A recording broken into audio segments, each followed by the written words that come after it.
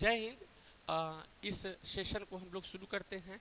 ये आज के टॉपिक में हम लोग को बोलना है। पहले पढ़े थे हम लोग क्लोरोजेनिक के बारे में। अभी क्लोरोजेनिक में क्या था कि मसल को स्मूथ करने का काम हो रहा था, अस्थमा के पेशेंट में काम आ रहा था, पार्किंसन रोग में काम आ रहा था। क्लोरोजेनिक के बारे में हम लोग पढ़े थे, क्लोरोजेनिक मेडिसिन के बारे में। साथ में स्मूथ मसल को कॉन्ट्रैक्ट कर रहा था, एसिटाइल कोलिन की एक्शन को ब्लॉक कर रहा था।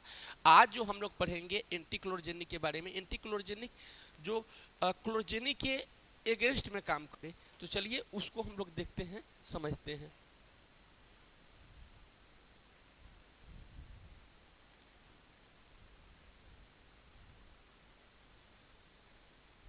देखिए, ये एंटी क्लोरोजेनिक जो ड्रग होता है इसके बारे में समझते हैं हम लोग।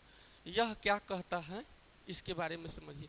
एंटी क्लोरोजेनिक मेडिसिन, ये हम लोग हिंदी इंग्लिश दोनों लैंग्वेज में पढ़ेंगे। Anticholinergic drug are medicine that block the action of acetylcholine. यह जो है एसिटाइल कोलिन के एक्शन को ही ब्लॉक कर देता है।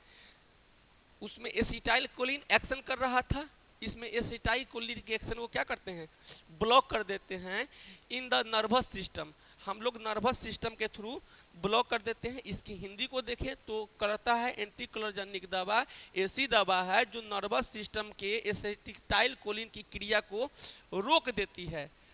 ठीक है, ये एंटी क्लोरोजेनिक होता है। ठीक है, स्क्रीनशॉट लीजिए, आगे बढ़ते हैं।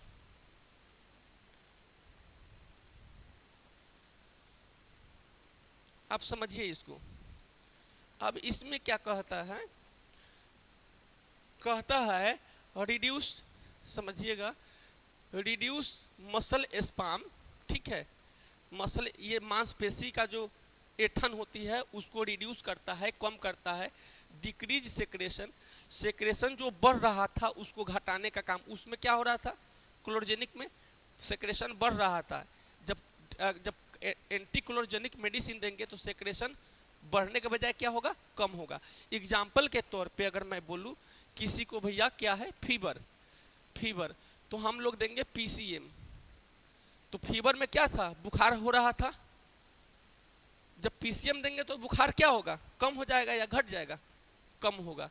ठीक उसी प्रकार जब हम लोग एंटी क्लोरोजेनिक मेडिसिन देंगे तो क्या होगा, रिड्यूस करेगा। ठीक है, कम होगा। ठीक है, तो साथ में है अस्थमा, जो सीओपीडी पेशेंट है, अस्थमा के पेशेंट है, सीओपीडी पेशेंट है। ठीक है, अस्थमा और सीओपीडी पेशेंट। ठीक है, अस्थमा और सीओपीडी जो पेशेंट है उसका जो सिकनेस है उसमें उपयोगी होता है।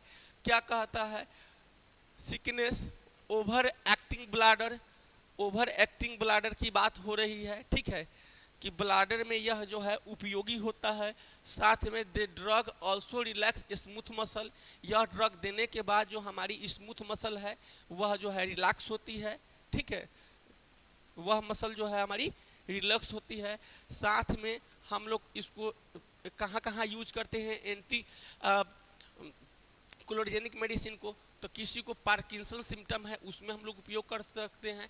इसके कुछ कॉमन साइड इफेक्ट भी होते हैं, इंक्लूडिंग ड्राई माउथ। देने के बाद हो सकता है कि यह मेडिसिन देने के बाद, एंटी क्लोरोजेनिक मेडिसिन देने के बाद मुंह सूखने लगे, मुंह सूख सकता है। ब्लर विजन, आँख का जो कलर है, ब्लर ब्लर मतलब जो विजन है देखने का, ब्लर ब्लर दिख सकता है। ब्लर का मतलब कि बहुत स्पष्ट नहीं, धुंधला सा दिख सकता है।